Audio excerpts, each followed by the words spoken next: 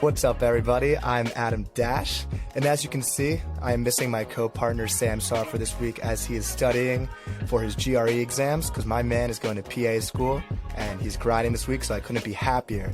So this week, we have a special guest, person who's nurtured me throughout my life, has inspired me to do my own podcast and everything. It is my middle brother, Brett Dash. Drop a bomb. Hey, what's going on? So this was an emergency. Wow. It's a long bomb.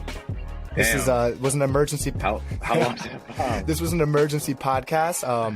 Not to say Brett was my last choice, but I was reaching out to some people to seek out. I was gone for spring break last week, and honestly, I'm fiending to do an episode just to talk about music. And who better to talk about than a guy who put the songs on my iPod in elementary school and in middle school, who had me listening to certain rap songs like Chitty Bang and Hoodie Allen, the OGs, you know it. So Brett, obviously as an avid listener of your brother's show, you know that we do a playlist title of the week, and we choose a song to highlight that playlist. So tell me how you're feeling right now. What's the playlist? What songs getting put on it? Yeah. Well, first off, happy to be here. Woo! It's exciting, Sam. It's an honor to be filling your shoes. Big shoes to fill. But it should be a good conversation. Playlist of the week. So this week's been a long week, but it's only Wednesday. So I think I just got to really just call this playlist Long Week. Deep. It's the type of playlist where it seems basic, but like you're just kind of longing for the weekend, yeah. Right? You're pushing through, you're getting stuff done, but like Friday's going to feel good because you did what you needed to do throughout the week. So I think I would put on there Weekend, okay. Mac Miller and Miguel. Hey, you're speaking my language. And then, what is it? Yeah, one just song? one song. One song or no, multiple one songs? song's fine. Go Weekend. All right, Weekend, Mac Miller and Miguel would probably be the first song on that one. So I'm going to be playing that on Friday. So if y'all see me out in New York City. Hey, what you listening iPhone. to right now? Get on one of those TikToks. Oh, Weekend, Mac Miller. Weekend, Mac Miller, my Miguel. playlist title for Beethoven Fifth.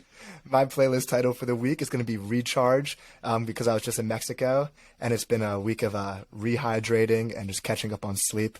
And the song that's been stuck in my head since I was in Mexico. See, I'm not an EDM guy. If you know the show, it's very hip hop centric, sound centric. But I'm gonna go with "Down Low" by Dombrevsky because it was like the song of our weekend. We kept playing it. Good song for. Give us a little sample. Down low, got me running and running down low. It's a banger. We try to mix genres in the show. I'm more of an EDM guy. So like that, we would probably be reversed a little bit. But I wanted to bring some hip hop flair to obviously the hip hop. Hey, you gotta cater towards the show. So to get into our first topic, me and Brett are 4 grades apart. So like if he was a senior in high school, I was a freshman in high school, but we've grown up around similar music. So Brett, from your time to say high school era through your college era at University of Maryland, what are the 5 albums that you kind of like summarized your experience? What were your friends bumping? What kind of like is like brings you back to a certain time of your life? Yeah, great question.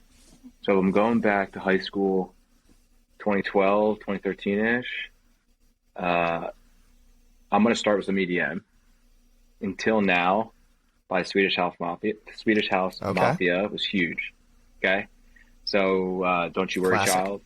That's like the epitome, I feel like, of my early high school. Moving on, I mean, Drake made up the majority. Yeah. I got big Drake stan. I was top 1% listeners. That's Spotify, my brother. which, honestly, I was kind of shocked by, but I mean, look, I'm like being out there, Marvin's Room, cup of wine, doing my thing. Probably if you're reading this too late, that's top I agree with you right there. That's my favorite Drake album. Nothing Was the Same. Yeah, Nothing Was the Same. Also up there, and then like moving more into college. I mean, Funk Wave Bounces, Volume 1, Calvin Harris. I'll say Slide is the best song I think like ever. Top song. It's a top. If if the weather's nice out at school, like I leave my house, I put Slide on. Like that's like the start of my walk to class. Oh, 100%. So that's definitely up there. And then moving more into hip hop realm, I mean, championships, Meek Mill, that was huge. Yeah. Like 2019, 2019, after Eagles won the championship. Yeah, that amazing album. I think that was just like top for Meek. And then, I mean, if I'm squeezing one in, probably like 444 by Jay-Z. He just absolutely dropped that in 2017. So I thought that was huge. So a little mix between EDM and hip hop. No pop albums. No pop on the show. But for me, pop is more of like an individual song. Like I love a nice individual song for pop, but like a pop album, I don't know. Like none of them have like completely stood out to me. Yeah.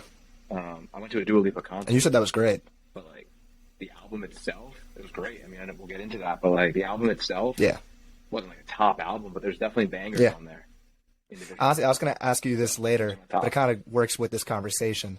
Do you think when you listen to albums these days, especially since like you're working, it's kind of hard to find time to listen to an hour of music, do you find yourself listening to full albums front to back, skipping to the songs you like, or honestly just finding albums you like with 5 songs or something, and you kind of just play those 5 songs? I think it depends, like what kind of mood I'm in. Like throughout the week, I usually just let Spotify curate a playlist for me. And sometimes there will be multiple songs from a specific album on the playlist, right? So like in that case, I'm hearing it, but it's after a bunch of different other songs. There are sometimes though, like if I'm going to deep work, I'll gravitate towards a specific album. Like I will listen to, like if you're reading this, it's too late, and just like have that play. That's his best album. So I think it's mainly like either bouncing. Yeah, it's amazing.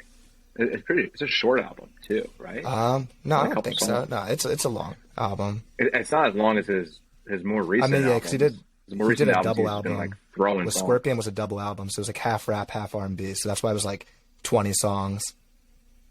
But yeah, albums. Some of these albums are a little too inflated these days, especially for the fast-paced nature of our generation. Yeah, I mean that's why like sometimes just like hearing a bit of a song helps like you lead into it. That's why like the beginning part is like a huge part of the song that gets at least me to listen to it. But I don't know, albums. If I'm on a flight, I'll listen to an album, a full album. But yeah, nowadays I don't know. I'll just like listen to what's like whatever kind of mood I'm trying to be in. If I'm about to go run or work out, I'm listening to a playlist or individual songs because albums like just like change. Except for Meek Mill Championships, I think is just a hype album. Yeah, it's great. So that's something I can listen to straight while that's a good gym album. And some Bobby Shmurda albums.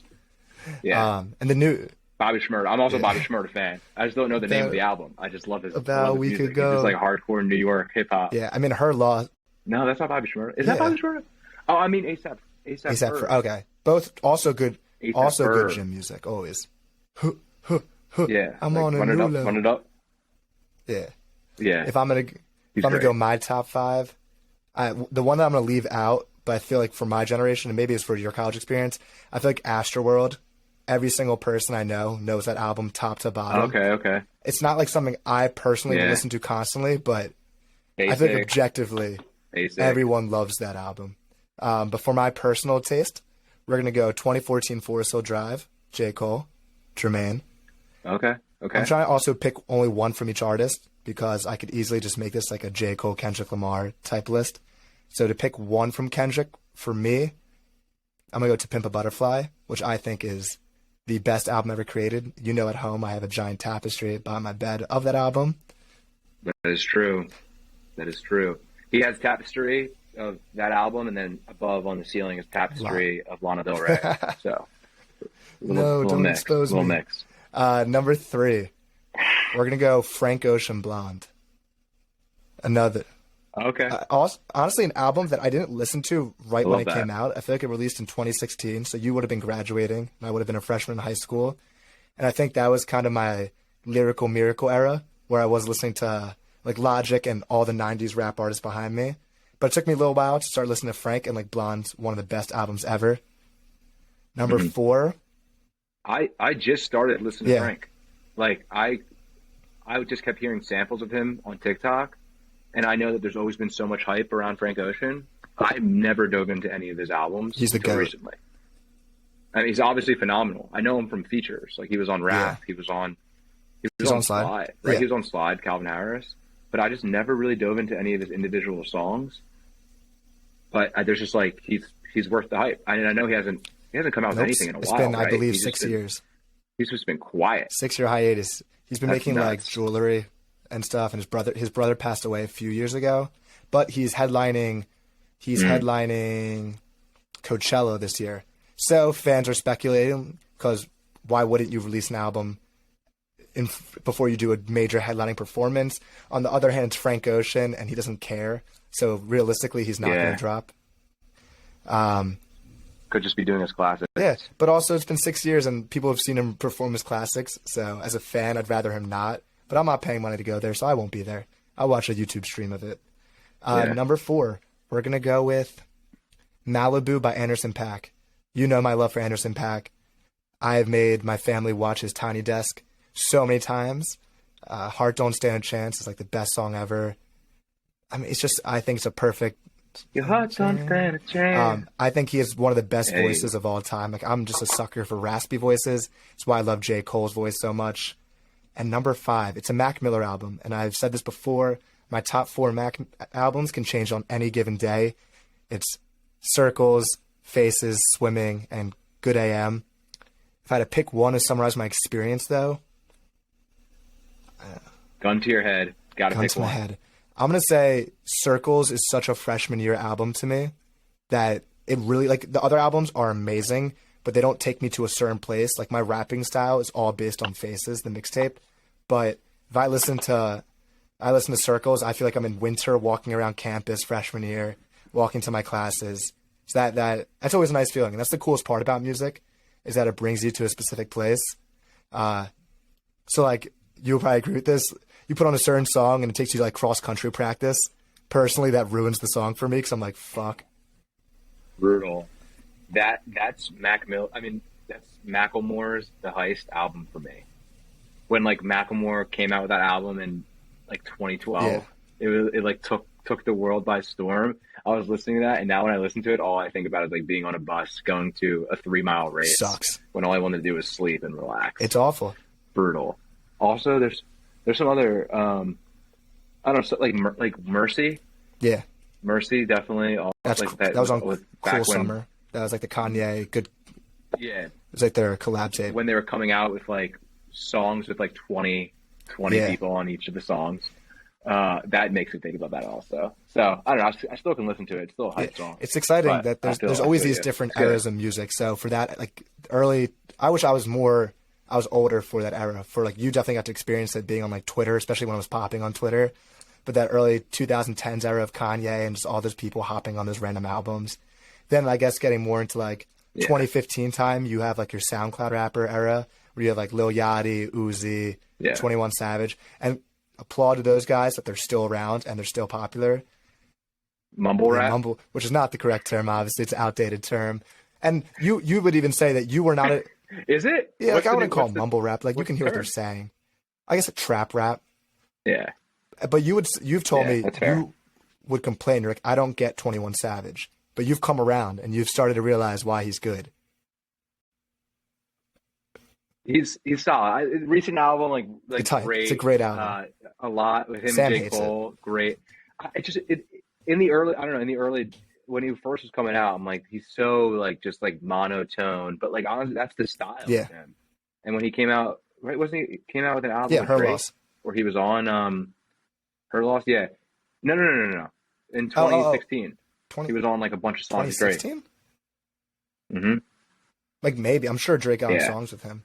Yeah, I mean his voice is very monotone, but it's for a time and place. There's certain songs where you need that grimy, like dark voice. Like he's like the narrator to an evil movie, kind of thing. Yeah. Oh, maybe it was Sneakin'. Yeah, that's his. With Drake and 21 Savage. Oh, that's his. Is that his that's 21 album? Song on his album. Yeah, that one, like, okay, like leaning into it, but like it wasn't like my go-to. But now 21 will come on some of my playlists, and like I'm not like skipping it. I'm like, all right, I get it, I like it. I've been seeing so like AI has obviously been like huge recently, So people have been taking like a Drake song and then putting Kanye's voice on it. Okay, it's not like Kanye and Drake. It's just Kanye's voice singing the song.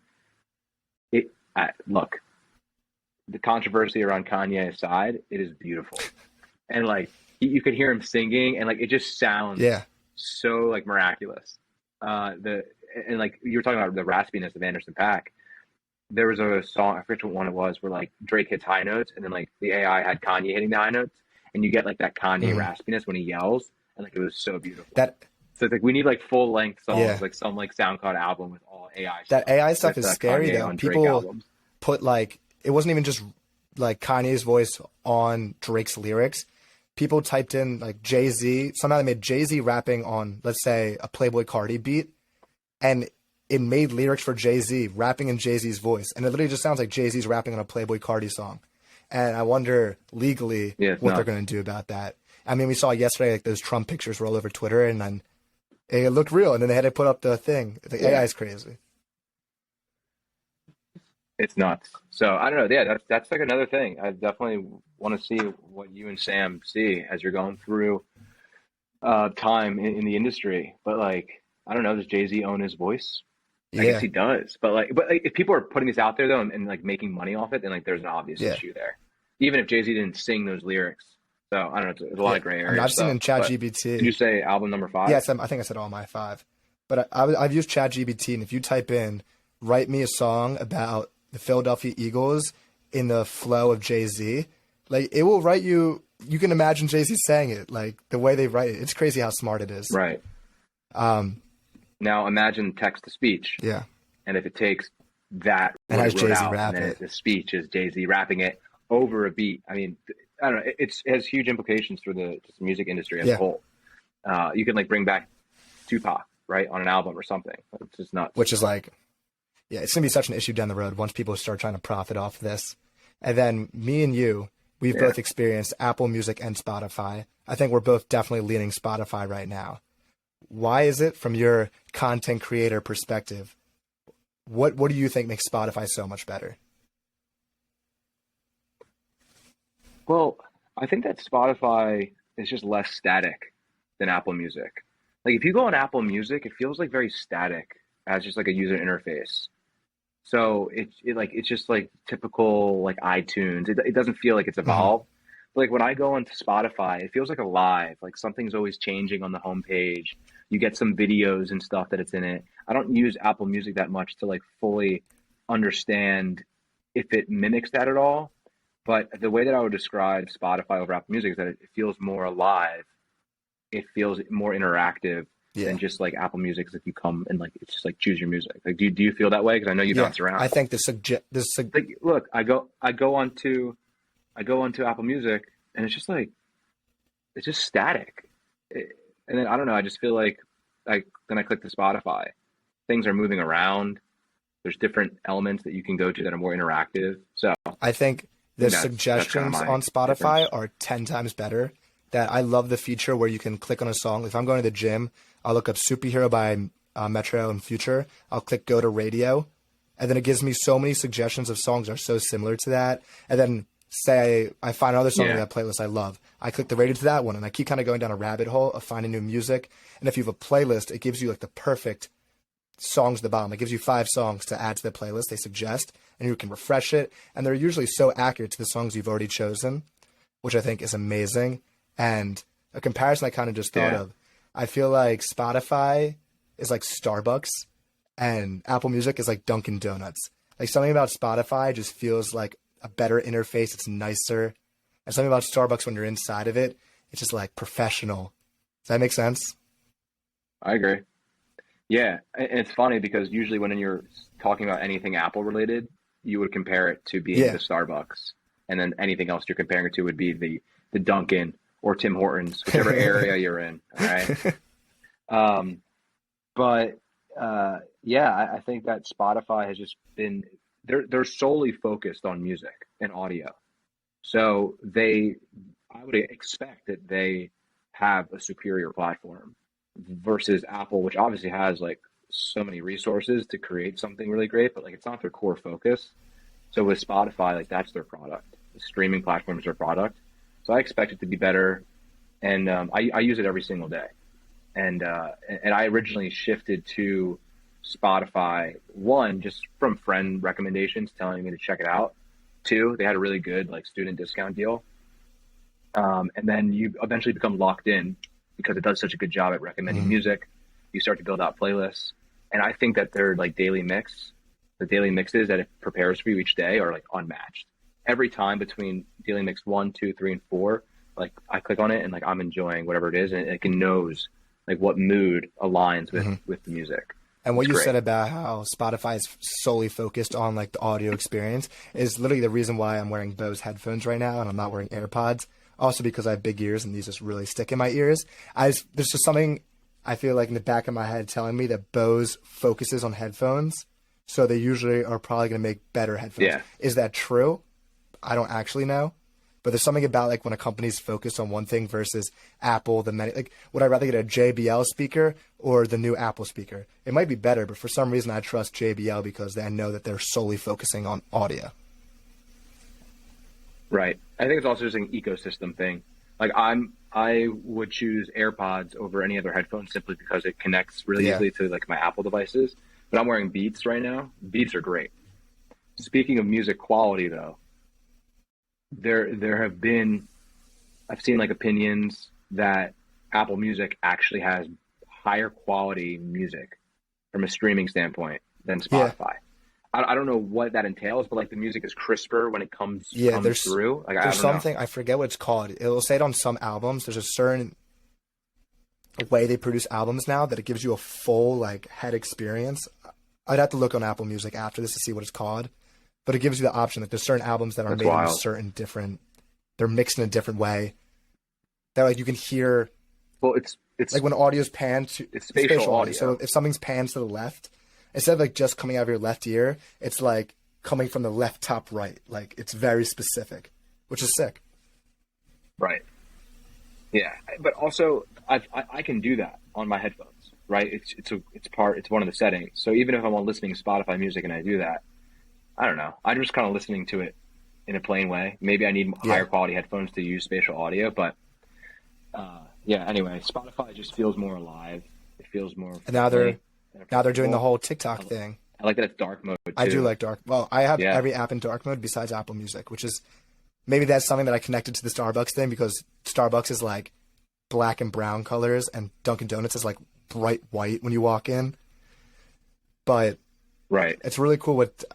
Some people have negative opinions on it, but they're making Spotify more TikTok kind of related, where you can scroll and there's more content. And I know I've seen you discuss it, how Spotify really is trying to focus on their podcast, and it didn't really work out too well for them. But that could be an interesting way where you can go on and you go clip of Joe Rogan, clip of JJ Redick's podcast, clip of Barstool podcast, and kind of just keep scrolling down. Sound-centric. Sound-centric podcast. Clip of Sound-centric. Yeah. Come on. Sorry, I don't want to be a little narcissistic on the show, but yeah, Sound-centric, number one.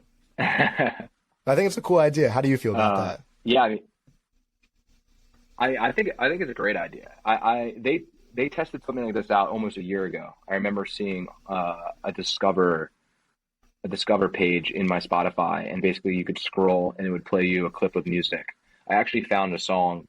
It's called I think it's called Parachutes by I forget the name of the artist. Great, Don Diablo. Maybe. But anyway, I discovered that song from it. So I was like, wow, this is cool because I can just listen to like the most popular part of the song, and that's usually the most enticing part. For example, if I listen to A Lot by 21 Savage, I would probably just want to hear the J. Cole verse. Yeah. And no 21 Hate. But anyway, I think it's a great way to get smaller artists discovered, because I do remember seeing a lot of smaller artists come up on the Discover page. So like, for example, Adam, if you put out music and whatnot, how do you expect to reach people unless you're just tapping your current like audience, right, on Twitter, on SoundCloud, whatever it may be. So this adds like a really great discoverability element. So if I'm an artist and I want to put out music, like the first platform I want to try to put it on is Spotify, because it's going to allow me to potentially get the most reach. Or you can do some viral marketing and try to put it on TikTok and have it go viral, but like, right, that's very rare. but this actually may be able to get it in front of the right people. And it's also great. Like directly to the source. For podcasts, like if you're seeing it on Spotify and click on it, it's like instant stream versus TikTok. You might forget about it, have to find the TikTok later and find the song and track it down. This obviously would be like the easiest right to the source solution. Right. You don't need to leave the app, which is just genius on Spotify's part. And then for podcasting, same idea. I mean, I listen to the same like 3-4 podcasts each week, but I'd love to discover different ones that relate to what I've been listening. But I'm not trying to just read descriptions and like skip through episodes to see if there's something interesting. So I want to have Spotify take a clip, put it in front of me of something I may like, and then I can click in and listen to the full episode. So maybe you and Sam, or you and I right now, have a spicy take, and like that is what plays when someone's scrolling through the Discover feed in Spotify, and they click on, and now maybe they become like lifelong I'd be curious listeners. If the person who makes the podcast decides that. Obviously, if you're someone as big as Joe Rogan or JJ Redick's podcast, I'm sure they have connections at Spotify that like can do that stuff. Let's say you're a small podcast like us.